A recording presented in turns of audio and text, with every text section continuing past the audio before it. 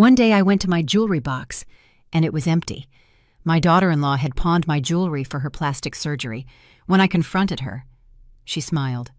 "I didn't think you needed them." I looked at her and answered calmly, "I don't need jewelry, and I don't need parasites like you." She turned pale in a second. Just like that. As if 40 years of marriage, of love, of memories, could disappear in the blink of an eye. "My name is Ruth. I'm 68 years old. And the day I opened that mahogany jewelry box that my husband Ernest gave me for our 10th anniversary, I felt the floor open up beneath my feet. I had gone to get it because it was my granddaughter Sarah's birthday. I wanted to give her the emerald earrings Ernest gave me the day her father, my son Daniel, was born. Those earrings weren't just metal and stones. They were the look in Ernest's eyes, telling me, "We did it, my love." They were the sleepless nights, the diapers, our son's first words. They were life turned into jewelry. But when I lifted the lid of that box, all I found was dust and silence. My heart stopped. I opened every compartment with trembling hands. Nothing. I checked the bottom drawer, where I kept my mother's pearl necklace. Empty. The gold bracelet Ernest put on my wrist on our wedding day. Gone. The rings, the chains, everything. It had all vanished. $50,000 in jewelry. But it wasn't about the money. It was about Ernest, about my mother, about every happy moment those pieces represented. It was about my history, my life, turned into air. I sat on the bed, with the empty jewelry box in my lap, and I couldn't cry. The shock was too great. I just kept thinking, Who would do this to me? I had lived alone in this house since Ernest died 3 years ago. Well, not exactly alone. Daniel, my only son, had moved in with his wife Valerie 2 years ago. "To take care of you, Mom," he told me. "So you won't be alone." How ironic does that sentence sound now, Valerie? 32 years old, perfect smile, always impeccable nails, designer clothes. Everything about her screamed ambition. But I wanted to believe she loved my son, that she respected me, that we were family. I got up slowly and went downstairs. I heard voices in the living room. Valerie was laughing, that sharp, artificial kind of laugh. That made even the plants nervous. I walked into the living room with the jewelry box in my hands. She was sitting on the sofa, looking at something on her phone. When she saw me, she didn't even look up. "Valerie," I said, with a calm I didn't feel, "I need to talk to you." She sighed, as if I were an annoying fly. "What is it now, Ruth?" She never called me Mom. Never. Always Ruth, as if we were colleagues, as if I wasn't the mother of the man she slept with every night. "My jewelry," I said, showing her the empty box. "Do you know where it is?" There was a silence. Brief. Too brief. She looked up and met my eyes directly, without blinking, without shame. "Oh, yeah, I pawned it." 3 words, like someone saying, "I went to the store," as if she had just confessed to drinking a glass of water. "What?" I could barely form the word. Valerie tossed her hair, freshly dyed and almost white blonde. Her nose, more sloped than before, her lips, swollen and shiny. "I needed money for my plastic surgery," she said, with total ease. "The nose job cost me $15,000. My lips, another $5,000. I had to look good, don't you think? I didn't think you needed them at your age." The world stopped. "I didn't think you needed them at your age." As if after 60, memories stopped mattering, as if the love of my dead husband was just clutter, as if I were an old piece of furniture that was no longer useful. I looked at her. I really looked at her. I saw the coldness in her eyes, the arrogance in her smile, and something inside me, something that had been asleep since Ernest died, woke up. "I don't need jewelry," I said, in a voice I didn't recognize as my own, firm, icy. "And I don't need parasites like you." Valerie turned pale, just for a second. Then That paleness turned into something worse, into anger. She jumped to her feet. "How dare you!" she screamed. "You know what I'm going to tell Daniel, that you're mistreating me, that you're insulting me, that you're jealous because I'm young and you're nothing anymore." I didn't answer. I just stared at her. She grabbed her purse and slammed the door on her way out. The sound echoed through the house like a gunshot. I was left alone in that living room, with the empty jewelry box, with a broken heart, and with the certainty that a war had just begun. A war I didn't ask for, but one I did not intend to lose. Because if Ernest taught me one thing in 40 years of marriage, it was this: dignity is not negotiable. And I had just gotten mine back. But what I didn't know that day was that the jewelry was only the beginning. There was something much worse waiting in the shadows. If this story touched your heart, don't go. Subscribe to the Elderly Stories channel to keep following me in this story, because believe me, you will never see what's coming next. I couldn't sleep that night. I sat in the kitchen with a cup of chamomile tea that grew cold in my hands without me taking a single sip. The house was silent, but my head was a whirlwind. I kept seeing Valerie's face, that smile, that calmness, as she admitted what she had done, as if stealing someone's memories was the most normal thing in the world. I heard the front door open around 11 at night, heavy footsteps. It was Daniel. My son walked into the kitchen and found me there, still awake. He was 35, but at that moment, he looked like a lost little boy, although, of course, he wasn't the boy I knew anymore. "Mom, what did you do?" he said, without even a hello. "Excuse me, Valerie is in the bedroom crying. She says you insulted her, that you humiliated her." He ran his hand through his hair, visibly annoyed. "Why did you say those things to her?" I stood up slowly. I felt like every bone in my body weighed double. "Daniel, she pawned my jewelry, your father's jewelry. The jewelry he gave me over 40 years of marriage. She sold it to get plastic surgery." My son looked at me like I was speaking another language. "And what's wrong with her wanting to look good?" he said, crossing his arms. "It's her body, her decision." "With my jewelry, Daniel, with the earrings your father gave me the day you were born." "Mom, you're old. You don't need that stuff. Valerie is young. She has to take care of her image. She works in social media.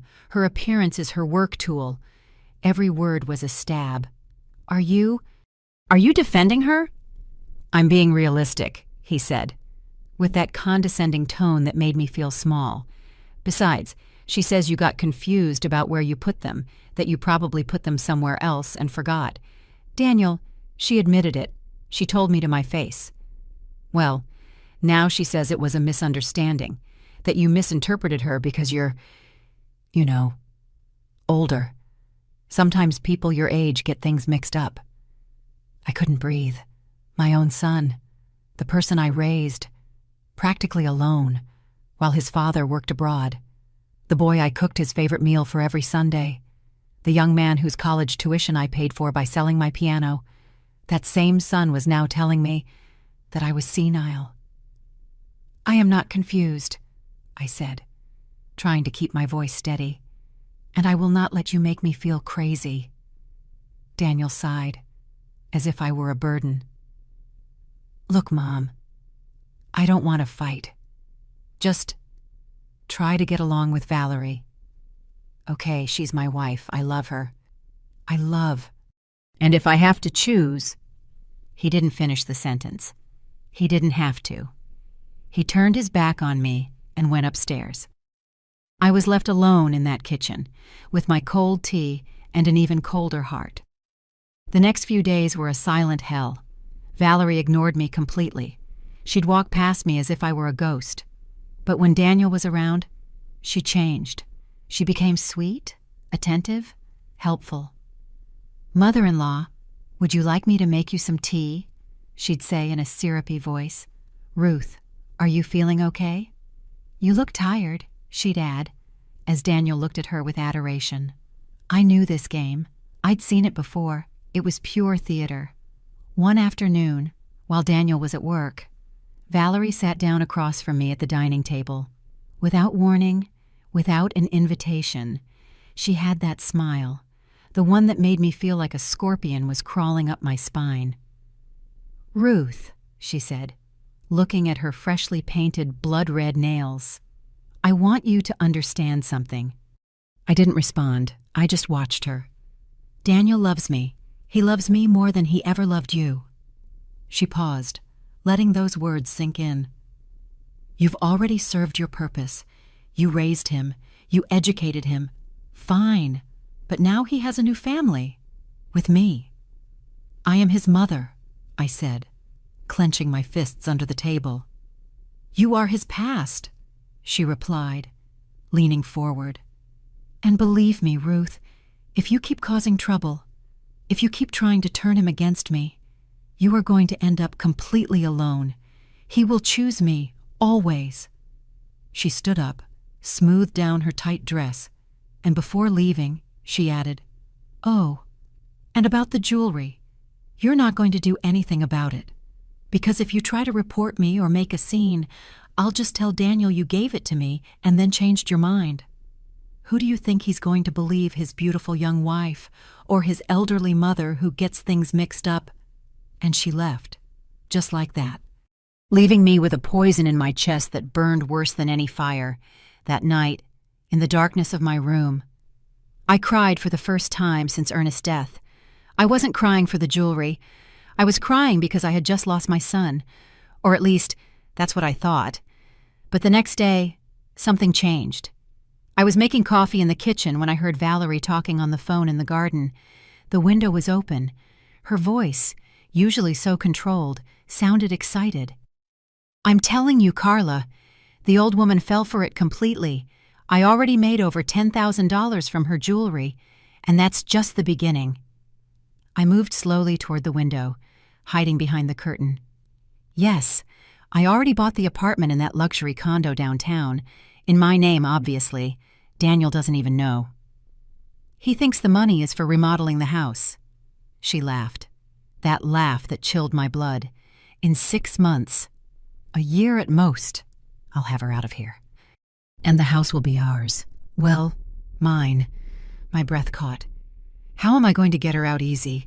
I'm going to tell Daniel she mistreats me, that she makes my life impossible, that she needs to be in a nursing home. He's already convinced she's losing her mind. It's just a matter of time. My hands were shaking. "No, I don't feel sorry for her. She's old. She's already lived. I'm just getting started. Why should I waste my life taking care of an old woman who isn't even my mother?" She hung up the phone and walked into the house, whistling. I stood there, paralyzed. But in the midst of that fear, that rage, that betrayal, something else woke up. A clarity, a determination. Valerie had made a mistake. She had underestimated the old woman. And I was going to show her that old roots are the strongest, because the storm was just beginning. And what Valerie didn't know is that I knew how to play this game too. Only my rules were different. After hearing that conversation, I knew I had to act smart. I couldn't confront Valerie directly. I had already tried that, and Daniel defended her. I needed proof. I needed my son to see with his own eyes who the woman sleeping next to him really was. But getting that proof would be harder than I thought, because Valerie wasn't just manipulative. She was brilliant in her cruelty. 3 days after that phone call, I came home from the grocery store. I had bought the ingredients to make the chili Daniel loved so much. I thought maybe, by making his favorite food, I could get back even a little bit of the connection with my son. How naive I was. When I walked into the kitchen, I found Valerie sitting at the table, her eyes red and swollen, crying. Daniel was next to her, hugging her, stroking her hair. "What happened?" I asked, putting the bags on the floor. Daniel looked at me with a coldness I had never seen in his eyes before. "What happened? You're seriously asking me that after what you did? I didn't do anything." "Valerie told me everything, Mom. You told her she was a tramp, that she only married me for money, that you don't want her in this house." "That's a lie," I said, feeling the floor shift beneath my feet. I never—" "Stop lying," Daniel shouted. He had never shouted at me like that. "She's devastated. She can't sleep. She can't eat. All because you treat her like garbage." Valerie sobbed in the background, covering her face with her hands. But between her fingers, I caught something, a glint in her eyes. It wasn't sadness. It was satisfaction. She was acting, and my son was swallowing every word. "Daniel, listen to me," I said, trying to stay calm. "She is lying. I didn't say any of that." "Then why would she be crying? Why would she make something like that up?" "Because she wants to push you away from me. Because—" "Enough," he interrupted me. "It's always the same with you. You never accepted Valerie. From the day we got married, you've tried to sabotage our relationship. That's not true, isn't it?" He moved closer to me, and I could see the pain in his face, pain that she had planted. "Mom, Valerie is my wife, the person I'm going to spend the rest of my life with. If you can't accept her, then—" He left the sentence hanging in the air, but I completed it in my head. "Then there's no place for you here anymore." Valerie stood up slowly, drying her fake tears. "It's okay, my love," she said in a broken voice. "I don't want to cause problems between you and your mom. Maybe she's right not to want me. I'm just a stranger in her house." "You're not a stranger," Daniel said, pulling her into a hug. "This is your house, too." She looked at me over my son's shoulder, and in that moment, I saw the whole truth, the small, almost imperceptible smile that formed on her lips. She had won again. And I just stood there, watching my son turn into a puppet in her hands. That night, Daniel knocked on my bedroom door. He came in without waiting for an answer and sat on the edge of my bed. I was lying down, staring at the ceiling, trying to find strength from somewhere. "Mom," he said in a softer tone, "we need to talk." I sat up, adjusting my robe. "I'm listening." I think we should get you checked out, by a doctor." My heart stopped. "Excuse me? You've been forgetting things, the jewelry, the accusations against Valerie." He paused, looking at his hands. "Dad died 3 years ago. I know it's been hard on you. And at your age, it's normal that—" "That what, Daniel?" I interrupted. "That I'm losing my mind. I'm not saying it to be mean, Mom. I want you to be okay, to be taken care of properly." "I am perfectly fine." "Then why are you making up stories about Valerie? Why can't you remember where you put your jewelry?" "I didn't forget," she pawned it. "I told you." Daniel sighed, as if he were dealing with a stubborn child. "Mom, Valerie showed me the receipts for her surgeries. She paid for them with her savings, with the money she earned as an influencer. She didn't need your jewelry. She is lying. Or you're confused," he said, standing up. "And that scares me, Mom. It scares me a lot." He left the room, closing the door gently. I was left alone, in the dark. And for the first time in my life, I felt something I had never felt before: total powerlessness. The following days were worse. Valerie intensified her strategy. Whenever Daniel was nearby, she was the perfect daughter-in-law. She'd ask if I had taken my medicine, if I had eaten well, if I needed help getting down the stairs, all with that sweet, worried voice. And whenever we were alone, she would shoot me looks full of venom. One afternoon, while Daniel was working in his office, Valerie sat across from me in the living room. "You know what your problem is, Ruth," she said, filing her nails. "You think you still matter." I didn't answer. "Daniel doesn't need you anymore. He has a wife. Soon, we'll have children, a new life, and you're just a burden from the past. This is my house," I said, my voice trembling. "Your house," she laughed. "Oh, Ruth, didn't you realize half of this house is already in Daniel's name? And Daniel is mine. So, basically, this house is mine.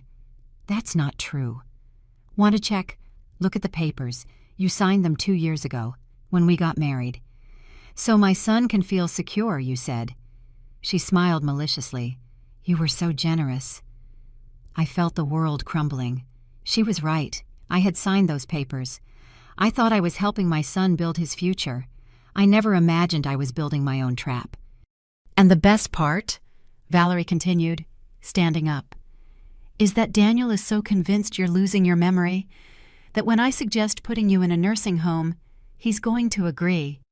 It's for her own good, I'll tell him, and he'll believe me, like always.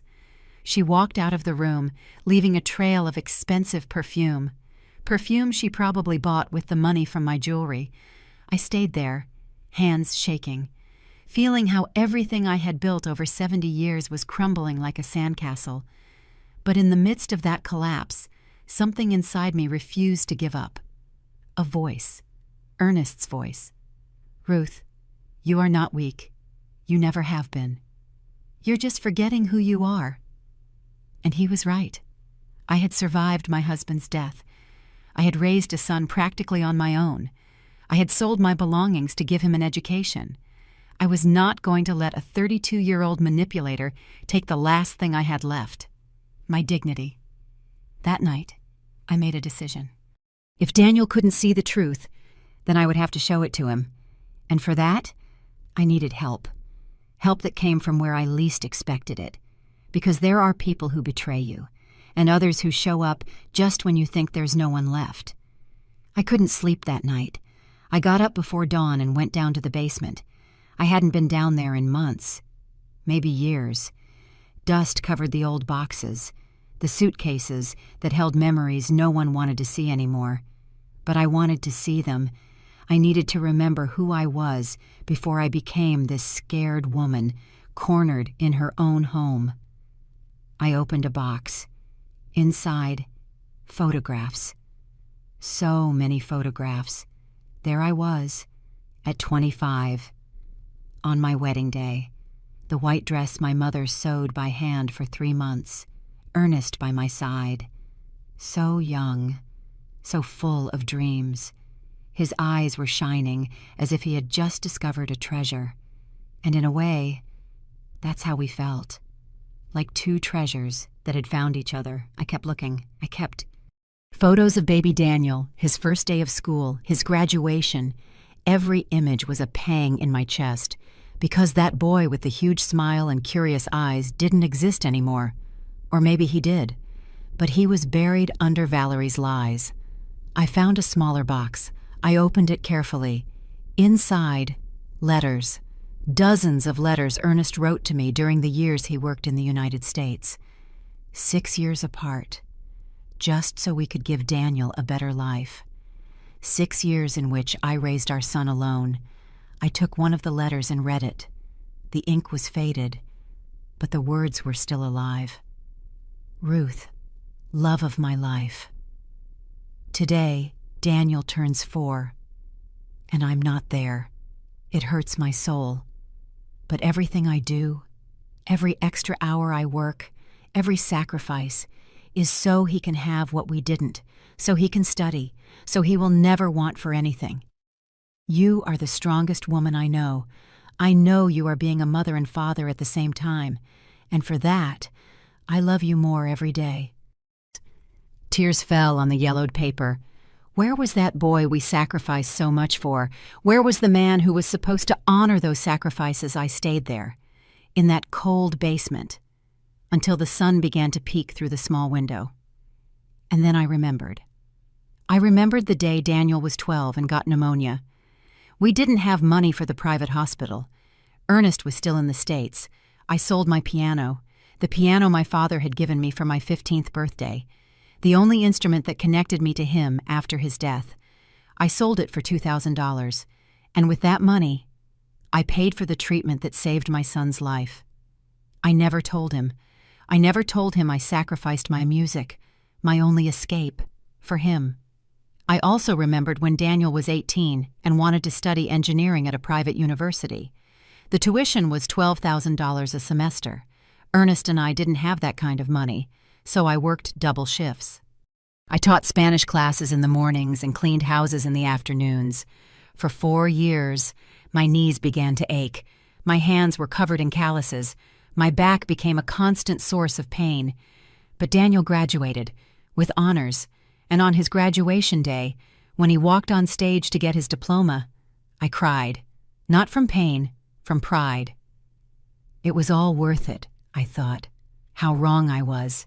I went up from the basement, my legs trembling and my heart heavy.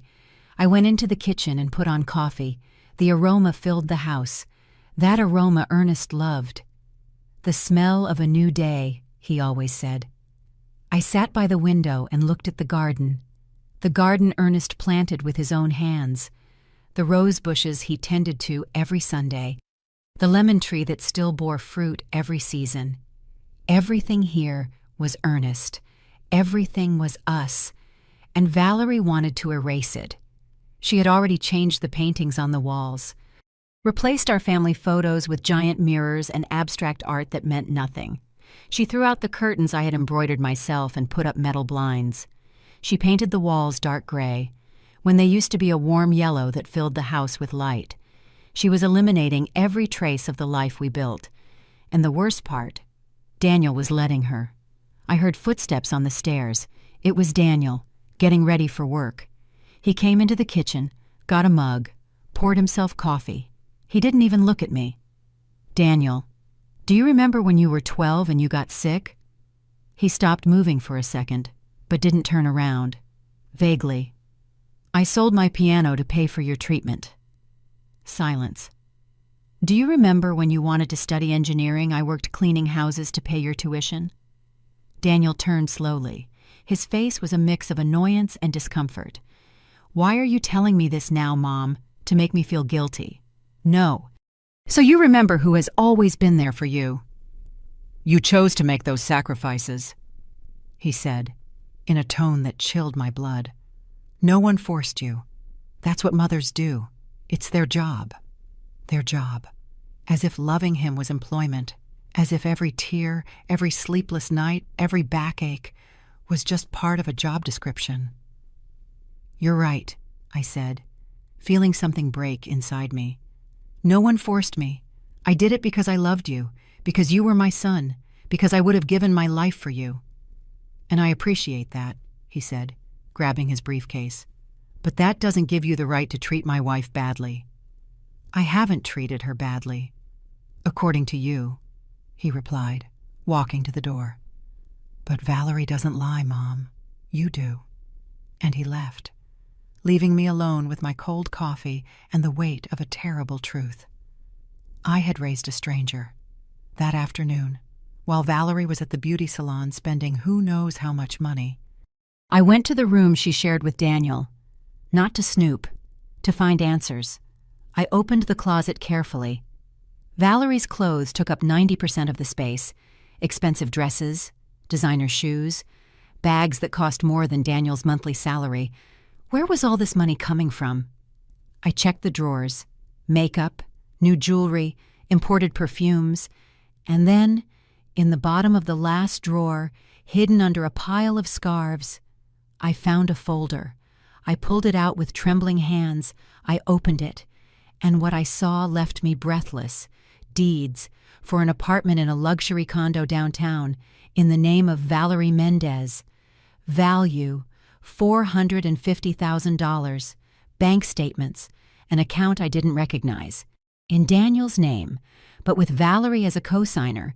Constant withdrawals, $5,000 here, $7,000 there, $10,000 last week. And the worst part, a bank loan agreement, $25,000, signed by Daniel.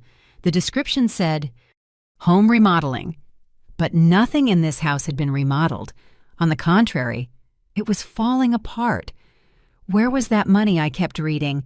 There were more documents, credit card applications, in Daniel's name, all with massive debts, $20,000 in total. My son was in debt up to his neck, and Valerie was the only one getting rich. I took out my phone and photographed every document, every page, every proof. My hands were shaking so much that some photos came out blurry, but it didn't matter. I had enough. I put everything back exactly as I found it and left that room. My heart was beating so hard I thought I was going to have a heart attack. But for the first time in weeks, I didn't feel fear. I felt rage. A clean, clear, powerful rage, because now I had proof. Now I could fight. And Valerie had no idea that the war had truly begun. I needed to talk to someone who would believe me. Someone who wouldn't see me as a confused old woman making up stories. That person was Claudia, my neighbor, my friend of 40 years. The only one who had been with me since Ernest and I bought this house, the one who was with me at the hospital when Daniel was born, the one who held me when Ernest died. If there was anyone in this world I could trust, it was her. That afternoon, I crossed the street and knocked on her door. Claudia opened it with her apron on, hands full of flour. She was making bread. "Ruth," she said, wiping her hands. Come in, come in. You look terrible. What happened?" I couldn't hold it in anymore. As soon as she closed the door, I broke down. I told her everything. The jewelry, Valerie's lies, Daniel's blindness, the documents I found, the apartment, the debts, everything. Claudia listened in silence, her eyes growing wider and more outraged. When I finished, she got up and poured me a glass of water. "Ruth," she said, sitting across from me, "there's something I need to tell you." My heart skipped a beat. "What is it?" 3 weeks ago, I saw Valerie. She was coming out of a pawn shop downtown. St. Raphael's pawn shop, I think it was called. I was passing by on the bus and recognized her by her blonde hair. She was counting money, a big wad of cash. "Why didn't you tell me?" "Because," Claudia looked down, "because I thought maybe you two had pawned something out of necessity. I didn't want to be nosy. But now that you tell me all this, it was my jewelry," I said, feeling the rage light up again. "She pawned it and never got it back." "That's not all," Claudia continued. "Last week, I saw her again. But this time, she was at a cafe with a man. It wasn't Daniel." The world stopped. "What?" "A younger guy, well-dressed. He had a briefcase. They seemed to be signing papers." Claudia paused. "Ruth, I know this sounds like neighborhood gossip, but I swear it's true. And there's more. That same night, I saw her posting on Instagram. Photos of a new apartment. She said something like new investment and personal growth." "The downtown condo," I whispered. "Exactly. And if Daniel only earns $5,000 a month, don't tell me they can afford a $450,000 apartment." Claudia was right. The math didn't add up. "Can you do me a favor?" I asked her. "Anything." "Tomorrow, take me to that pawn shop. I need to know exactly what happened to my jewelry." Claudia nodded without hesitation. "I'll pick you up at 10 a.m. That night, back in my house, I sat in the living room with my phone. I looked up Valerie's Instagram profile. I hadn't done it before. I was never much for social media. But now, I needed to see. Her profile was full of photos, her at expensive restaurants, her at beauty salons, her with designer bags I couldn't even pronounce. And there it was, the photo of the apartment. A modern living room with huge windows, a terrace with a city view, hardwood floors, minimalist furniture. The caption read, "Investing in my future. Never too late to build an equity. #womanboss, #empowerment, #new goal." The comments were full of congratulations. "You're an inspiration," said one. "So jealous," said another. "That's how you do it, queen," added a third. No one knew the truth. No one knew that this equity was built on theft, manipulation, and the destruction of a family. I kept scrolling. More photos, more luxury, more lies. And then I saw something that chilled my blood. A photo from 2 months ago. Valerie with a man in a suit. The two of them toasting with champagne glasses. The caption said, "Closing deals with the best. Thank you, Robert Fuentes, for making my dreams come true." Mr. Robert Fuentes. I zoomed in on the photo. The man was in his 40s. He was wearing a badge. It said, real estate agent. So she hadn't just bought the apartment. She had done it with professional help, all planned, all calculated. This wasn't an impulse. It was a strategy, and Daniel had no idea. The next morning, Claudia picked me up at exactly 10. We got in her car and drove downtown. The traffic was heavy, as always, but I barely noticed. My mind was somewhere else. We arrived at St. Raphael's pawn shop. It was a small place, bars on the windows and a worn-out sign. We went inside. The place smelled like dampness and old metal. There were display cases full of jewelry, watches, guitars, tools. A man in his 50s attended to us from the counter. "Good morning. How can I help you?" "I'm here to ask about some jewelry that was pawned here," I said, trying to keep my voice steady. "About a month ago." The man looked at me suspiciously. "Do you have the pawn ticket?" "No. I wasn't the one who pawned it. It was my daughter-in-law." "Then I can't give you any information. It's confidential." "Please," I insisted. "It was my jewelry. My daughter-in-law pawned it without my permission. I need to know what happened to it." The man sighed.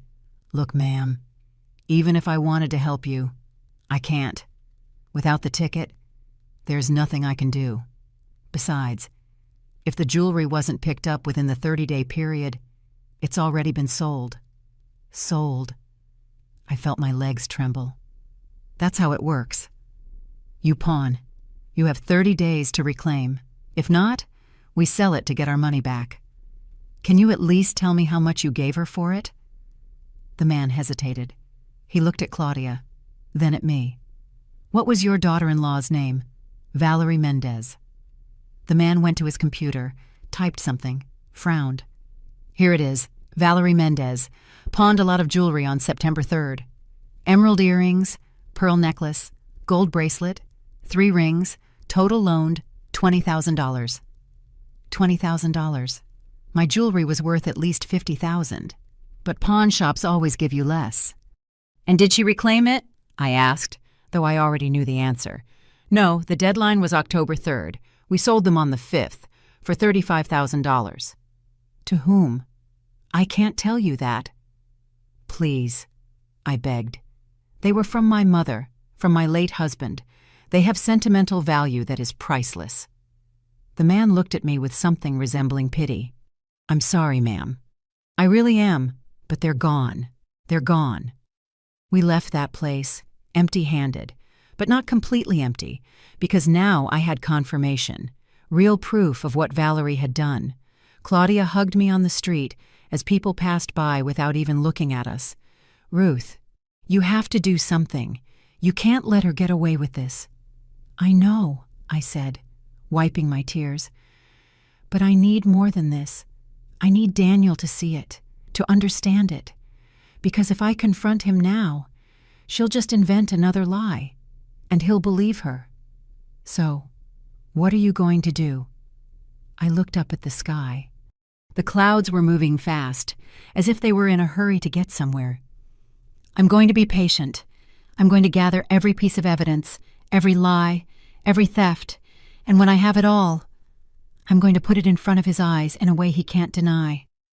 And if he still doesn't believe you, then I'll have lost my son," I said, feeling the weight of those words.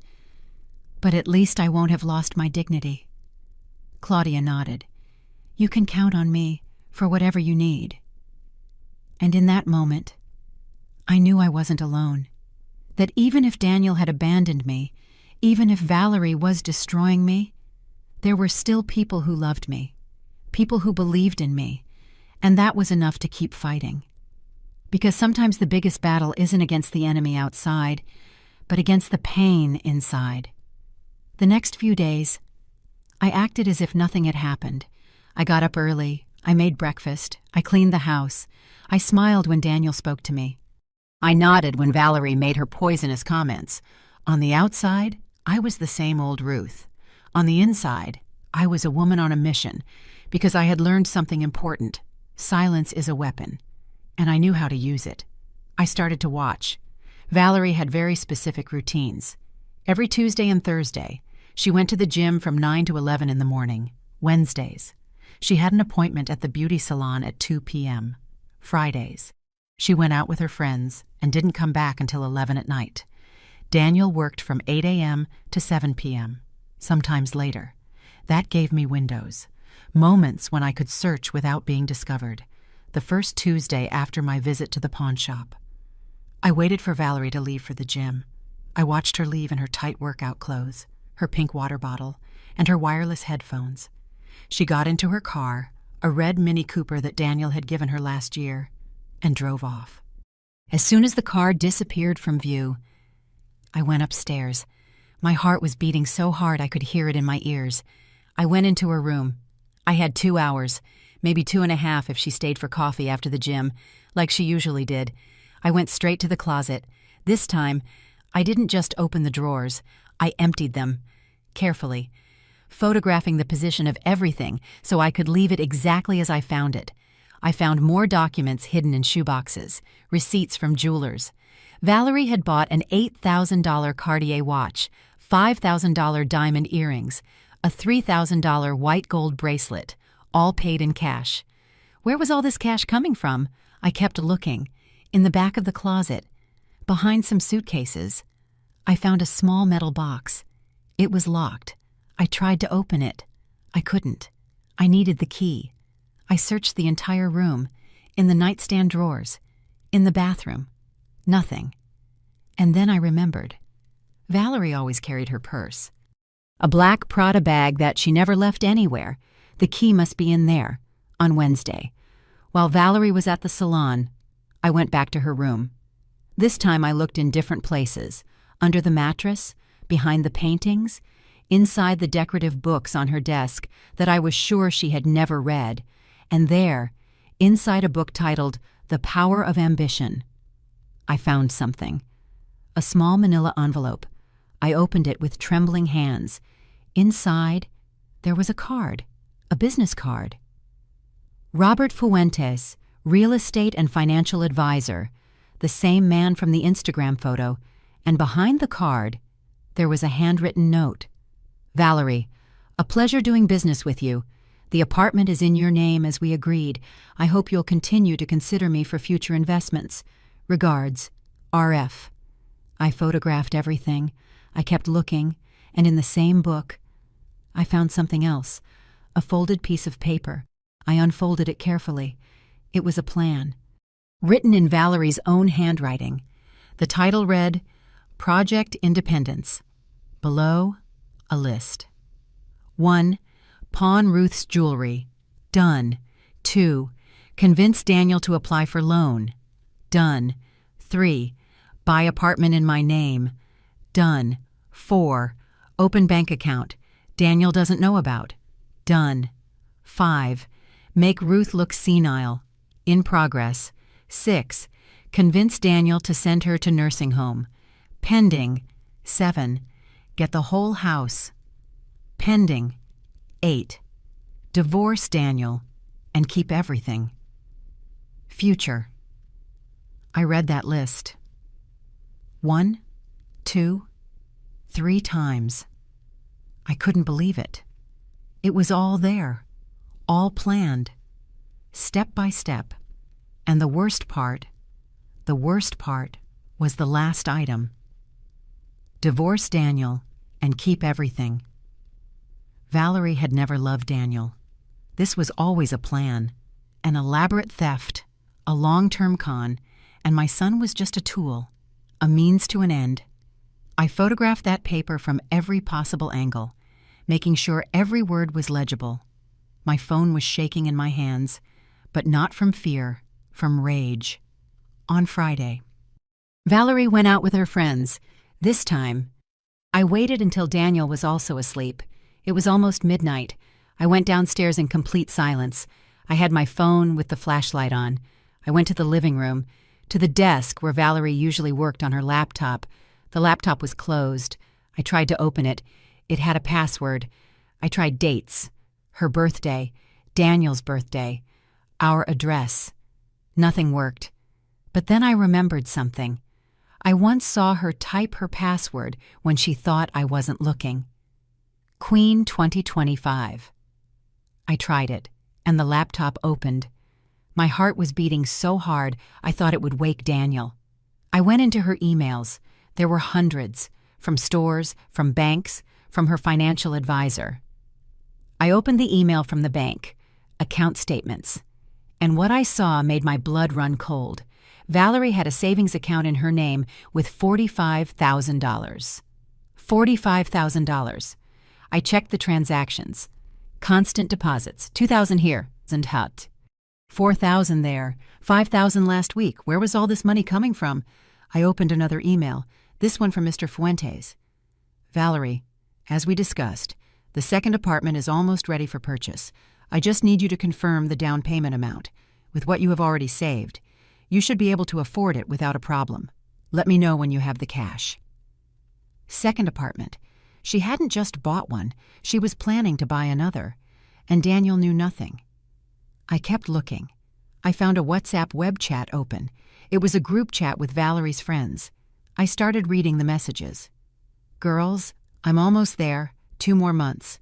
Max, and the old woman is out. What about Daniel? One friend asked. He's an idiot. He believes everything I tell him. He's convinced his mom is losing her mind. When I suggest the nursing home, he's going to accept. And after, the house will be ours. Well, mine. Daniel is just temporary. When I have the deeds in my name, I'm divorcing him. I'll keep the house, the apartments, everything. And he can go to the nursing home with his mom if he wants. The others laughed with emojis. You're a genius, another one wrote. A queen, added a third. I photographed every message, every conversation, every proof of her malice. My hands were shaking. Tears were falling without my control. But they weren't tears of sadness. They were tears of pure fury. I closed the laptop exactly as I found it. I went up to my room and locked the door. I reviewed all the photos I had taken. There were more than 100, concrete, irrefutable proof. Now I had everything I needed. Valerie's plan in her own handwriting, the bank statements showing her true financial situation, the messages where she admitted her intentions, the apartment documents, the pawn shop receipts, everything. But I couldn't act yet, because if I did it now, without preparation, Valerie would find a way to talk her way out of it, to convince Daniel that I had manipulated the evidence, that I was making it all up. I needed professional help. I needed someone who knew the law, who understood fraud, who could present this in a way that Daniel would have no choice but to see the truth, and I knew exactly the right person. The next day, Saturday morning, I told Daniel I was going to church. I wasn't going to church. I was going to Mr. Montrose's office, Ernest's lawyer, his lifelong friend, the man who wrote our will years ago. If anyone could help me, it was him. I knocked on his office door, an old but elegant building downtown. His secretary showed me in. Mr. Montrose was 72 years old, white hair, thick glasses, but his eyes were still sharp as an eagle's. "Ruth," he said, standing up to greet me. "What a surprise. How are you?" "I need your help, sir," I said, getting straight to the point. "Someone is trying to rob me, and that someone is my son's wife." I sat down and told him everything, every detail, every piece of proof. I showed him the photographs on my phone. Mr. Montrose reviewed them in silence. His expression grew more serious with each image. When I finished, he took off his glasses and rubbed his eyes. "Ruth, this is bad, very bad." "I know. But I have good news and bad news. Which do you want first?" "The bad. Legally, it's complicated to recover the money from the loan Daniel took out. He signed it. Even if he was deceived, in the eyes of the law, he is responsible." My heart sank. "And the good news?" Mr. Montrose smiled, a small but fierce smile. "The good news is that you have proof of fraud, financial manipulation, and misappropriation. With this, I can start legal proceedings against Valerie. And there's something else, even more important." "What Remember you said you signed over half the house to Daniel? Yes, I signed some papers 2 years ago. Before a notary? No, I just signed them. Valerie said she would take them to the notary. Mr. Montrose leaned back in his chair with a wider smile. Then those papers have no legal validity. The house is still 100% yours. The air returned to my lungs. Are you sure? Completely. Without being registered before a public notary, that transfer doesn't legally exist. The house is yours, and Valerie can't take it from you. For the first time in weeks, I felt hope. What should I do? Leave everything in my hands, the lawyer said. But I need you to do something. Gather your family. Daniel, Valerie, have a dinner. Invite people you trust, and I will be there with all the evidence. We are going to put all the cards on the table, once and for all. And if Daniel doesn't believe me, Mr. Montrose took my hand. Ruth, your son is not stupid. He's manipulated. But when he sees the evidence, when he hears the facts from a lawyer, he will understand. And if he doesn't, then at least you will have fought. With dignity, with truth. I left that office with something I hadn't felt in a long time. Power. Because justice doesn't always come on its own. Sometimes you have to go out and get it. 3 days passed since my meeting with Mr. Montrose. 3 days in which I acted normally. I made meals, I cleaned, I smiled. 3 days in which Valerie had no idea her world was about to collapse. But she was also preparing something I didn't see coming. It was Tuesday afternoon. I was in the garden watering Ernest's plants, the rose bushes he cared for so much, the jasmine that perfumed the whole house when it bloomed. I heard voices inside the house, loud voices, arguing. I dropped the hose and went inside. Daniel and Valerie were in the living room. They had papers on the coffee table. Valerie was speaking in that sweet but firm tone she used when she wanted to manipulate my son. My love, it's for the best. She can't take care of herself anymore. She's going to get hurt, or worse, get us into trouble. I don't know, Valerie. She's my mother. I can't just wait for her to fall and break a hip, for her to leave the stove on and burn the house down. Valerie sighed dramatically. Daniel, I've been taking care of her. I've been patient. But I can't do it anymore. It's stressing me out. It's exhausting me. What are you talking about? I asked from the doorway. They both turned.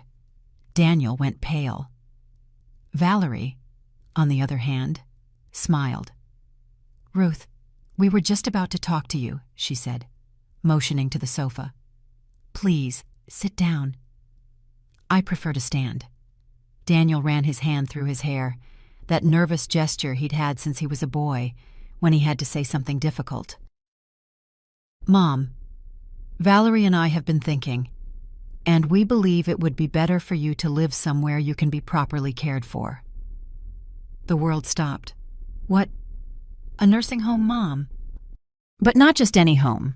A nice one, with gardens, activities, with nurses 24 hours a day. Are you telling me you want to put me in a nursing home? It's not putting you, Valerie intervened. It's giving you the attention you need. You're older now, Ruth. You can't do things on your own anymore. The other day I saw you trying to climb a ladder to change a light bulb, and you almost fell. That's a lie. See? Valerie looked at Daniel with victim's eyes. She doesn't even remember. This is exactly what we're talking about. I am not going anywhere, I said, feeling the rage rise in my throat. This is my house. It was your house, Mom, Daniel said softly. But now it's ours, and we need the space. Valerie and we're expecting a baby. The floor opened up beneath me. What? Valerie put her hand on her stomach with a radiant smile. Fake. Completely fake. Yes, mother-in-law. 3 months. We're going to be parents. And we need to prepare the house for the baby. We need to turn your room into the nursery. It's the biggest, the brightest. You can't do this, I whispered. It's already decided, Mom, Daniel said, avoiding my gaze. We visited a place last week. It's called Sunset Gardens. It's very nice. It has private rooms, good food, trained staff. When did you visit? Why didn't you tell me?" "Because we knew you would get like this," Valerie answered. "That's why we wanted to have everything ready before we talked to you. Look, here are the brochures, the photos. It's really lovely." She threw some glossy papers on the table, with photos of smiling elderly people in gardens, elderly people abandoned by their families, as if being surrounded by flowers made up for the betrayal. "I am not going to any nursing home," I said, my voice trembling. "I refuse." Daniel finally looked at me, and in his eyes, I saw something that shattered me: pity. "Mom, it's not negotiable. We already paid the first month, $5,000. You're moving next week." "With what money did you pay for that?" "With our savings," Valerie lied. "Because we care about you, because we want what's best for you." "Liar," I said, looking directly at her. "You don't have savings. You have my money. The money from my jewelry. The money from the loan you conned my son into getting." Valerie laughed, a cold, calculating laugh. "There we go again with the baseless accusations. Daniel, do you see what I mean?" "She's getting worse." "Mom, stop it," my son said, raising his voice. "I'm not going to listen to this anymore.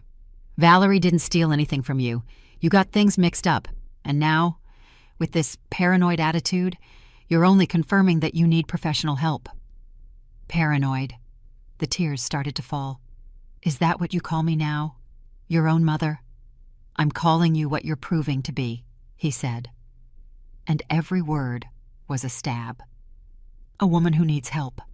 And I'm going to give it to you, whether you like it or not." "Daniel, please listen to me. Just once. Let me show you." "No," he shouted. "Enough, Mom. You've always been controlling. You've always wanted to decide my life, first with my studies, then with my relationships, now with my marriage. But not anymore. I'm an adult, and this is my decision."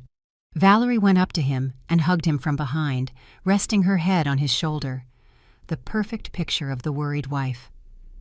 "My love, don't get upset," she said in a soft voice. "It's not good for the baby if you get stressed." Daniel took a deep breath and nodded. He turned to me. "You have until Sunday to pack your things. On Monday, the van from the home is coming to pick you up. You can take your clothes, some photos, the essentials." "This is my house," I repeated, my voice broken. "Not anymore, Mom. Not anymore." And he left the living room, went upstairs. He left me there, standing, shaking, destroyed.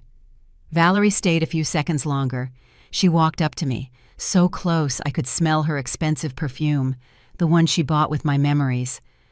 "I told you I was going to win," she whispered, just for me to hear. "And I always win, always." She took the brochures from the table and left. I was left alone in that living room, in the house that Ernest and I bought 40 years ago, the house where my son was born, the house where we built our dreams, the house where Ernest died in my arms, and now they were taking it from me. I didn't sleep that night. I sat on my bed, looking at the walls of my room, the walls Ernest painted light blue because he knew it was my favorite color, the nightstand where I kept our photos, the closet where some of his shirts still hung, because I couldn't bring myself to get rid of them. All of it was going to disappear, turned into a nursery, a baby's room for a liar and a thief, because now I was sure there was no baby. It was another lie, another manipulation, another way to justify kicking me out of my own home. On Wednesday morning, Claudia knocked on my door. I had called her the night before, crying, telling her everything. She came in with a bag of pastries and a coffee pot. "You are not going to any nursing home," she said, without even a hello. "I will not allow it. Daniel already paid the first month. Let him lose his money. You are not leaving." "I can't fight my own son, Claudia." "Then I will fight for you," she said, sitting across from me. "When are you meeting with Mr. Montrose?" "Friday. He's coming here for the dinner." "And Daniel knows." I told him I wanted to have a family dinner, that I was accepting the situation. That I wanted to say goodbye properly. I let out a bitter laugh. Obviously, Valerie was thrilled. She thinks she's already won. But she hasn't won, Claudia said, taking my hand. Because on Friday, when she sees all the evidence, when she hears the lawyer, when Daniel understands what has really happened, she is going to fall. And she is going to fall hard. And what if Daniel still doesn't believe me? Claudia squeezed my hand. Then at least you'll know you fought, that you didn't give up, that you didn't let them walk all over you without defending yourself. And that Ruth, that is worth more than any house. She was right. I couldn't control Daniel's decision. I couldn't force him to see the truth, but I could put it in front of him, clear, irrefutable, without a shadow of a doubt. And after that, it would be his decision, his responsibility, not mine. The next 2 days were strange. Valerie was euphoric. She sang while she cooked. She smiled all the time. She was even nice to me. "Do you need help packing, mother-in-law?" she'd ask with fake sweetness. "No, thank you." "Oh, don't worry. They're going to treat you very well at the home. You'll have friends your own age. You'll play bingo. You'll be happy." Every word was poison wrapped in honey. Daniel, for his part, avoided me. He left early, came home late. When we passed each other, he barely looked at me. But I knew him. I knew that gesture of clenching his jaw when he was uncomfortable, that rapid blinking when he felt guilty. My son knew that what he was doing was wrong, but he was so tangled in Valerie's lies that he couldn't see the way out. Until Friday, the day everything would change, because the truth always arrives. Sometimes late, sometimes painfully, but it always arrives. Friday morning. I woke up earlier than usual. It was 5 a.m. and still dark outside, but I couldn't sleep. My mind replayed every detail of the plan, every word I would say, every piece of proof I would show. Today was the day Valerie would discover she had underestimated the wrong woman. I spent all morning preparing dinner. I made Ernest's favorite pot roast, the one that cooked for 8 hours. The one my husband said was the best in the world. I made mashed potatoes, green beans, fresh biscuits, and for dessert, the apple pie Daniel loved as a kid. Valerie came into the kitchen mid-morning, yawning. She was wearing an expensive silk robe and slippers with rhinestones. "What's all the fuss about?" she asked, pouring herself coffee. "It's my last dinner in this house," I said, without looking at her. "I want it to be special." "How sweet," she said sarcastically. "Although it's a waste, you should be packing, not cooking." "I've already packed what I need." "Oh, really? And what are you taking? Because you can only take one suitcase to the home. Those are the rules." "I know," I lied. "I'm just taking clothes and some photos." Valerie smiled, satisfied. "Very good. That makes it easier for everyone." "Oh, and don't worry about the furniture in your room. Daniel already hired people to take it out on Monday. We're going to paint everything white." "For the baby." "How many months did you say you were?" 3, she replied, rubbing her flat stomach. "And do you have symptoms?" "Nausea, dizziness. A little, but nothing serious. I'm strong." "Of course you are." Valerie looked at me suspiciously, as if something in my tone didn't sit right. "Why do you ask? Just curious?" I said, stirring the gravy. "It's exciting. A baby. A new life." She narrowed her eyes. "Are you finally accepting the situation?" "I don't have a choice anymore, do I?" I answered, with a tired smile. "You two decided, and I just want my son to be happy." Valerie relaxed. She smiled again. "I'm glad you finally understand Ruth. Really, this is for the best. For everyone." She left the kitchen and I heard her go upstairs, probably to brag on Instagram about her new family stage. I kept cooking, calm, serene, because I knew something she didn't. That silence is more powerful than any scream. At 3 in the afternoon, the doorbell rang. It was Mr. Montrose. He arrived with a leather briefcase and an impeccable suit. Despite his 72 years, he looked imposing, like a general ready for battle. "Ruth," he greeted me with a hug, "are you ready?" "Ready." "Do Daniel and Valerie know I'm coming?" I told them I invited a family friend, that I wanted to say goodbye surrounded by people who appreciate me. "Perfect. And Claudia?" "She'll be here at 7, along with Lucy." "Lucy?" "My daughter." "Well, the daughter Ernest and I couldn't have, but that we adopted in our hearts." I smiled. "Actually, she's my niece, my sister's daughter, who died 20 years ago. Lucy lives in Denver. She hasn't been able to visit since Ernest's funeral, but I called her. I told her everything, and she took the first bus." Mr. Montrose nodded in approval. "Well thought out. The more witnesses, the better." "Did you bring the proof?" He patted his briefcase. "It's all here. Documents, photographs, bank statements." The plan written in Valerie's own handwriting. The messages. All organized and ready to present. "And legally, what's going to happen?" "That depends on what Valerie decides to do after the confrontation," he explained. "If she agrees to return the money, sign the divorce, and leave, we can avoid criminal charges. If she refuses, well, we have enough to charge her with fraud, misappropriation, and false statements. She could face 3 to 8 years in prison." The air got caught in my throat. Prison. It's what she deserves for what she did, Ruth. This isn't a game. She stole, manipulated, defrauded, and she did it with premeditation. I felt a shiver, not of fear, of justice. "And the house? The house is completely yours. The papers you signed are invalid. Daniel has no legal right to it, and Valerie, much less. And the baby?" Mr. Montrose looked at me with compassion. "Ruth, I don't think there is any baby." "Me neither. But if there is, that doesn't change anything legally. A pregnancy doesn't justify fraud or theft." I nodded. He was right. "And Daniel? Daniel is a victim too. He was manipulated, deceived, but he will have to take responsibility for the loan he signed. That is legal, even if it was under false pretenses." He paused. "But if Valerie returns the money as part of the agreement, Daniel could pay off the debt without being ruined." "I just want him to see the truth," I said, feeling tears threaten to spill.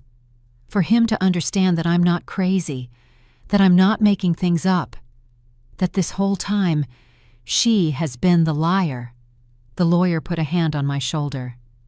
"He will see the truth tonight. I promise you." At 7 o'clock sharp, the guests began to arrive. First was Claudia, with a chocolate cake and a conspiratorial smile. "How are you feeling?" she whispered. "Nervous, but ready." Minutes later, Lucy arrived, my niece, 43 years old, a nurse, 2 children, and a heart she had inherited from my sister. She hugged me so tightly I could barely breathe. "Auntie, I can't believe what you told me," she said, with tears in her eyes. "That woman is going to regret messing with our family." Daniel and Valerie came down at 7:30. Valerie was wearing a tight pink dress, perfect makeup, impeccable nails, as if she were on a red carpet and not at a family dinner. Daniel, on the other hand, looked uncomfortable. He was wearing a wrinkled shirt and had deep dark circles. "Good evening," Valerie greeted, with her fake smile. "How nice that you invited so many people, mother-in-law." "It's my farewell," I said simply. "I wanted everyone to be here." Valerie looked at Mr. Montrose with suspicion. "And you are?" "Mr. Edward Montrose," he replied, shaking her hand. "Lawyer for the Solis family for 30 years. I was a personal friend of Ernest's." "Oh," Valerie said, visibly relieved. "A pleasure." "I thought you were just an old friend." She had no idea what was coming. We sat at the table. I served the pot roast, the potatoes, the beans, the biscuits. The conversation was tense, forced. Lucy stared at Valerie with barely disguised contempt. Claudia gripped her silverware as if she wanted to use it as a weapon. Daniel ate in silence, avoiding everyone's gaze. And Valerie talked nonstop about her plans for the baby's room, about her decorating ideas, about how happy her new family was going to be. Every word was a knife, but I let her talk. I let her drive those knives in, because in a few minutes I was going to pull them all out at once. When we finished dinner, I served the pie, Daniel's favorite. He took a bite and closed his eyes for a second. I know he remembered his childhood, the afternoons at this very table, his father and I watching him with love. "It's delicious, Mom," he said in a low voice. "As always," I replied. Valerie didn't even try it. "I'm watching my figure," she said, patting her stomach, "for the baby." Then, the time came. I stood up. All eyes turned to me. "I want to thank you all for coming tonight." I began, my voice firm. "I know it's been a difficult week, a lot of decisions, a lot of changes." "Mom, you don't have to—" "Let me finish, Daniel." I interrupted him. "I need to say this." He closed his mouth. "Over the past few weeks, I've been told many things, that I'm confused, that I forget things, that I make up stories, that I need professional help." I paused. And for a moment, I almost believed it. I almost thought that maybe I was losing my mind. Valerie smiled. She thought I was accepting her version. "But then I remembered something," I continued. "I remembered who I am. I am the woman who raised a son practically alone, who worked double shifts to pay for a university, who sold her most valuable possessions to save her family's life. I am not a confused woman. I am a strong woman. And I will not let anyone make me feel otherwise." The silence was absolute. "So tonight, this isn't a farewell," I said, looking directly at Valerie. "It's a revelation." Valerie turned pale. "What are you talking about?" "Mr. Montrose," I said, without taking my eyes off her. "Please." The lawyer opened his briefcase and began to take out documents, stacks and stacks of papers, photographs, evidence, and Valerie, for the first time since I met her, was speechless. Because justice doesn't need screams, it just needs light. Mr. Montrose placed the first document on the table. It was the receipt from the St. Raphael's pawn shop. "This," he said, in a clear, firm voice, "is proof that on September 3rd of this year, Valerie Mendez pawned a lot of jewelry belonging to Mrs. Ruth Solis. The amount loaned was $20,000. The jewelry was never recovered and was sold on October 5th. Daniel took the paper with trembling hands. He read it. He read it again. He read, This has to be a mistake." "It's not a mistake," the lawyer said. "It's a documented fact, and there's more." He placed another document, then another, and another. Bank statements in Valerie's name, the deed to the downtown condo, the receipts for the plastic surgeries, the jewelry invoices, for the Cartier watch, for the diamond earrings. Every paper was a bomb, and Valerie was sitting in the middle of the explosion. That doesn't prove anything," she stammered. "I worked. I earned that money with my job." "Your job?" the lawyer asked, raising an eyebrow. "According to my research, you present yourself as an influencer. How many followers do you have on Instagram?" "Almost 8,000. 8,000 followers do not generate the income needed to buy a $450,000 apartment," the lawyer said, "nor to pay for $20,000 in surgeries, nor to buy $8,000 in jewelry. Unless you have another source of income." Valerie jumped to her feet. "This is ridiculous. This is an attack. Daniel, say something." But Daniel said nothing. He was still looking at the papers. His face had gone from white to green. The lawyer placed another document on the table. This time, it was the bank loan contract. $25,000, he read aloud. "Requested in the name of Daniel Solis on August 15th. Purpose? Home remodeling." He paused dramatically. "Was any remodeling done on this house, Mr. Solis?" Daniel shook his head, unable to speak. "So, where is that money?" Silence. The lawyer took out another paper. This one was different, handwritten, in Valerie's script. "This," he said, placing it in the center of the table, "is what I call the perfect confession." It was the plan. Project Independence. Daniel took it. His eyes scanned every line, every check mark, every strategy described with chilling clarity. Pawn Ruth's jewelry. Done. Convince Daniel to apply for loan. Done. Buy apartment in my name. Done. Make Ruth look senile. In progress. Convince Daniel to send her to nursing home. Pending. Get the whole house pending. Divorce Daniel and keep everything. Future. The paper fell from his hands. "No, it can't be," he whispered. "It's your handwriting, isn't it, Valerie?" the lawyer asked, with deadly calm. Valerie was shaking. Her perfect makeup was starting to run with sweat. That is, someone forged it. Ruth wrote it to make me look bad." "My aunt forged your handwriting," Lucy interjected, her voice icy. "The same aunt who, according to you, is senile and gets things mixed up." Valerie turned to Daniel with desperate tears. "My love, don't believe them. They're making it all up. They hate me. They've always hated me. They want to separate us. They want to destroy our family." "Family," Claudia stood up. "You call this family? You robbed a 68-year-old woman. You manipulated her son. You planned to put her in a nursing home to steal her house. And you still have the nerve to call it family? Shut up. You don't know anything." "I know more than you think," Claudia retorted. "I saw you leave the pawn shop with the money. I saw you with your real estate agent. I saw you buying new jewelry with the stolen money. And I was there when Ruth cried in my kitchen because her own son wouldn't believe her." Valerie looked for another way out, another lie.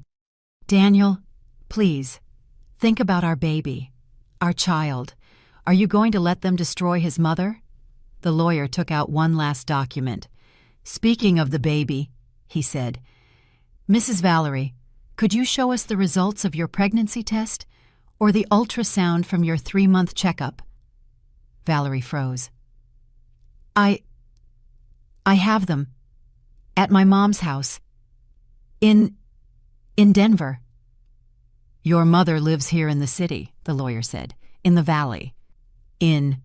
I spoke with her yesterday."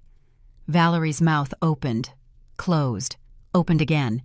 You spoke to my mom?" "Yes. A very nice woman, by the way. She told me she didn't know anything about any pregnancy. In fact, she told me you two haven't spoken much since you borrowed $5,000 from her 6 months ago and never paid her back." Daniel stood up slowly. His face was a mask of disbelief. There's no baby." Valerie started to cry, but these tears weren't an act. They were pure panic.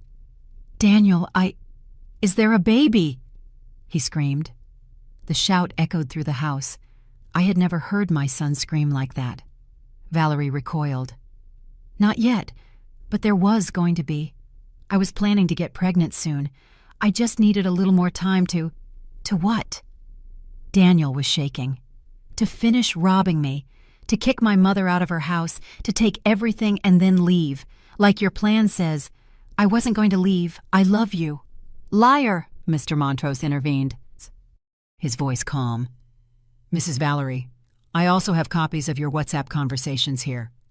He took out several printed sheets. "Conversations where you tell your friends, boh, and I quote, 'Daniel is an idiot. He believes everything I tell him. When I have the deeds in my name, I'm divorcing him and I'll keep everything.'" He placed the sheets in front of Daniel. My son read them, and with every word, his face transformed, from pain to fury, from fury to disgust. "There are also these messages," the lawyer continued, "where you call Mrs. Ruth, the stupid old woman, and say that in 6 months I'll have her out of the house." Daniel threw the papers on the floor and looked at Valerie as if she were a stranger. "Who are you? Daniel, please. Who are you?" Valerie was sobbing uncontrollably. I just wanted to have something of my own. You just wanted to steal, to lie, to destroy my family. Daniel ran his hands over his face. Did you ever love me even a little? Valerie didn't answer, and that silence was the clearest answer. Daniel turned to me. His eyes were red, full of tears. Mom, No, I interrupted, raising a hand. Not yet. I turned back to Valerie. You have two options, I said, with a calm I didn't know I had. You can return every dollar you stole, sign the divorce, give up any claim to this house or to my son, and leave quietly. Or you can refuse and face criminal charges for fraud, misappropriation, and false statements, which, as the lawyer explained, means 3 to 8 years in prison. Valerie looked at me with pure hatred. This isn't over. I think it is, I replied, because I don't just have the evidence. I have witnesses, I have legal documents, and I have something you will never have. The truth. The lawyer took out 2 more documents. Here is the divorce agreement, he said, placing it in front of Valerie. And here is the repayment agreement. You have 48 hours to sign both. If you don't, we file the criminal complaint on Monday morning. Valerie took the papers with trembling hands. She read them, and she knew she was trapped. What if I don't have all the money? Then you sell the downtown condo, I answered. You sell the jewelry you bought. You sell everything you bought with my money, and you pay back every last dollar. This is abuse. This is justice, Claudia said. Valerie looked at Daniel one last time, looking for support, for salvation. But my son turned his back on her. Get out of my sight, he said, his voice broken. Now.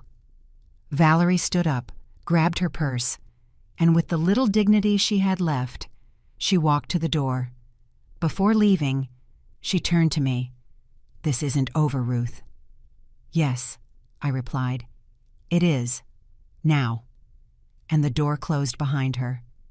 The silence that followed was overwhelming. Daniel sank into a chair. He covered his face with his hands, and he wept. He wept like he hadn't since his father died. I wanted to hug him, to comfort him, but I knew he needed to process it all first.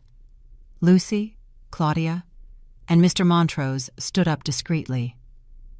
We'll call you tomorrow, Claudia said, kissing my cheek. When they were gone, I walked over to my son. I knelt in front of him. I took his hands. Daniel, he looked up. His eyes were shattered. Mom, I'm sorry. I'm so sorry. I didn't know. I didn't see it. I was so stupid. You weren't stupid, I said softly. You were manipulated. There's a difference. I said horrible things to you. I accused you. I didn't believe you. I was going to put you in a nursing home. He broke down again. How can you even look at me? Because you are my son, I replied. And you always will be. Even when you make mistakes, even when you fall, you will always be my son. I don't deserve your forgiveness. Forgiveness isn't something you deserve, Daniel. It's something that's given, and I give it to you. But on one condition. What? That you learn from this. That you never again let someone manipulate you like that. That you open your eyes. That you trust your family. Because we will never betray you. Daniel hugged me. Tight. Like when he was a little boy and had nightmares. And I hugged him back. Because despite all the pain, despite all the tears, despite everything we had lost, I had gotten something back more valuable than any jewelry. I had gotten my son back, because true love isn't destroyed by lies. It just hides, waiting for the right moment to return. The next 2 days were a whirlwind. Valerie didn't show up on Saturday or Sunday, but on Monday morning, at 9 o'clock sharp, she knocked on the door. Lucy and Claudia were with me. I wasn't going to face her alone. I opened the door. Valerie looked different. No makeup. Hair pulled back in a simple ponytail, casual clothes, deep dark circles. She was no longer the perfect woman from Instagram. She was just a defeated person. I'm here to sign, she said, without looking me in the eye. We went into the living room. Mr. Montrose was already there, waiting with the documents. Valerie sat down, took the pen, and signed. The divorce agreement, the repayment agreement, the waiver of any rights to the house. Every signature was a nail in the coffin of her lies. "The apartment is already for sale," she said in a hollow voice. "My agent says he can get a buyer in 2 weeks. The money will be transferred directly to Daniel's account to pay off the loan." "And the rest?" Mr. Montrose asked. "I sold the jewelry, the watch, everything." She took an envelope out of her purse. "Here is $10,000 in cash. It's all I could get for now." Mr. Montrose counted the money meticulously. "By my calculations, you are still short $10,000. "I'll pay it," Valerie said, "in installments, $1,000 a month for the next 10 months. I already signed a promissory note with my mother as a co-signer." "I accept," I said. Valerie finally looked at me. "Why didn't you send me to prison? You had all the proof. You could have destroyed me." I took a moment before answering. "Because revenge wouldn't give me my son back. It wouldn't give me peace. And because, whether you believe it or not, I'm not like you. I don't seek to destroy people. I just wanted justice, and I have it." Valerie looked down. "I never imagined you were so strong." "Well, you should have," Claudia interjected. "Women who have lived through what Ruth has lived through don't break easily. They bend, they suffer, but they don't break." Valerie stood up, grabbed her purse. "Daniel already signed the divorce papers, right?" "Yes," the lawyer replied. "Everything is in order." "Can I talk to him one last time?" "No," I said firmly. "You've done enough damage." Valerie nodded. She didn't argue. She walked to the door, but before she left, she stopped. "Ruth." "Yes." "I'm sorry, not for getting caught, but for not seeing that you all really loved each other, that you were a real family." She paused. "I never had that, and I think that's why I didn't know how to value it when I saw it." "You can still build it," I said. "A family, a true love, but not with lies, not by stealing, not by destroying others." Valerie smiled sadly. "It's too late for me." "It's never too late," I replied. "But you have to start by being honest, with yourself and with others." She nodded, and this time, when she walked out that door, I knew she wasn't coming back. Daniel had spent the weekend at a hotel. He needed space, time to process everything. On Monday afternoon, he came home. He walked in with a small suitcase. He looked tired, worn out, like he had aged 10 years in 1 week. "Mom," he said, "can we talk?" "Of course." We sat in the living room, the same living room where everything had exploded. "I don't know where to start," he said, wringing his hands. "I've been thinking all weekend about how we got to this point, about how I didn't see the signs, about how I failed you. Daniel, no, let me finish." He took a deep breath. "I was a bad son. I accused you of horrible things. I defended someone who was robbing you. I was going to send you to a nursing home. You, the woman who gave me everything." Tears started to roll down his cheeks.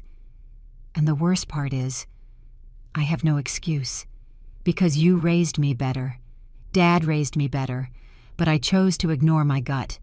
I chose to believe her instead of you, and that is unforgivable. I've already forgiven you, Daniel. How can you? How can you forgive me after everything I did to you?" I moved closer to him. I took his face in my hands, like I used to when he was a boy and he was scared. "Because you are my son. And a mother's love doesn't have conditions. It doesn't have limits. Yes, it hurt. It shattered me. But I never stopped loving you. Not for 1 second." Daniel broke down. He hugged me and cried on my shoulder like a small child. And I held him. I rocked him. I stroked his hair. Because that's what mothers do. They forgive. They heal. They love unconditionally. The following weeks were about rebuilding. Daniel moved back into his old room, the one that had been his before he married Valerie. He started therapy to process the trauma of the manipulation, to understand how he had fallen into that trap. And little by little, he started to be himself again.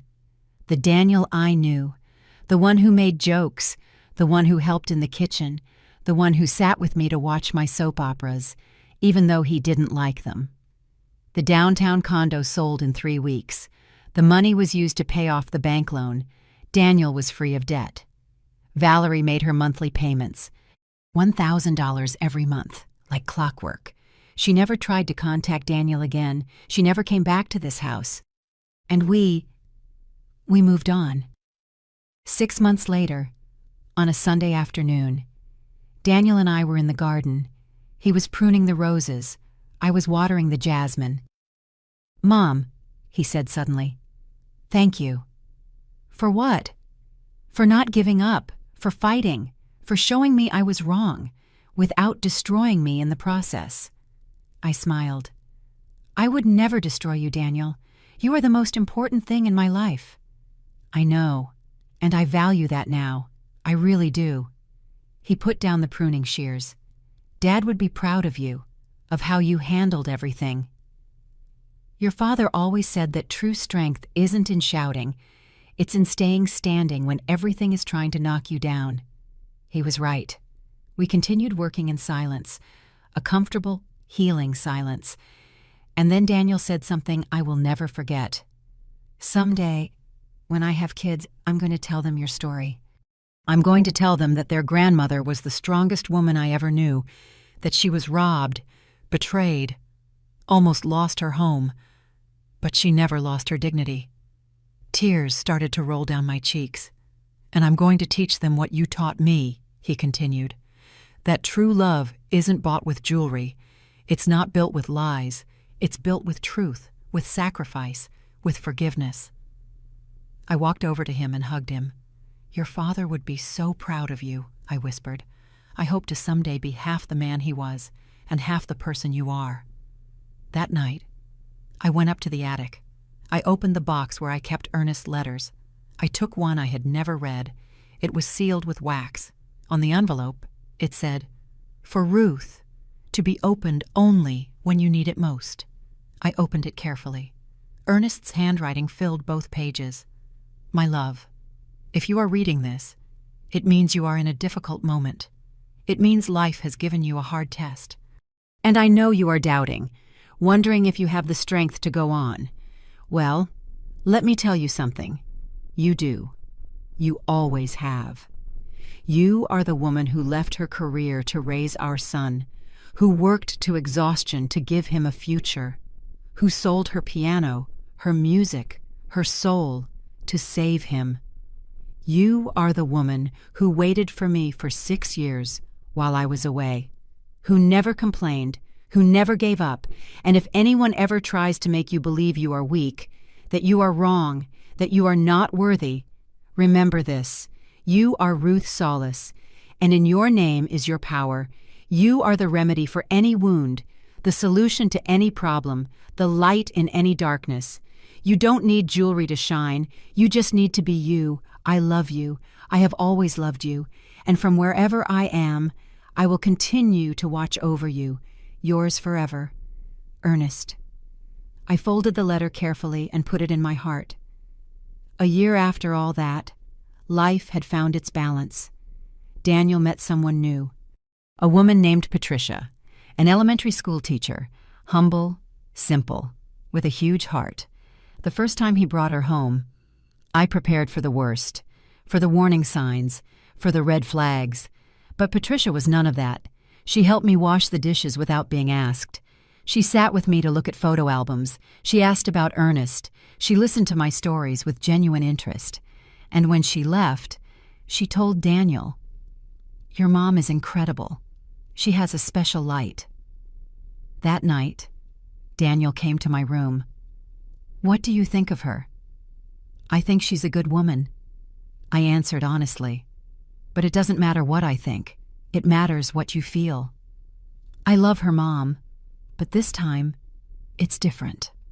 This time, I see things clearly, and I want you to be part of our relationship, to tell me if you see anything wrong, because I trust your judgment, because you have always known what's best for me." And in that moment, I knew my son had learned his lesson. One afternoon, while I was cleaning the attic, I found another forgotten box. I opened it curiously. Inside, there was a silver bracelet, simple, unadorned. It was the first piece of jewelry Ernest ever gave me. When we were dating, when we had no money, but we had all the love in the world.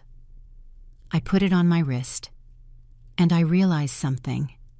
I never needed the expensive jewelry. I never needed gold or diamonds or emeralds. I always had something more valuable. I had love, I had family, I had dignity, and that no one could take from me. Today, when I look back, I don't see a story of pain. I see a story of survival, of strength, of justice, because there are people who will try to rob you, manipulate you, destroy you.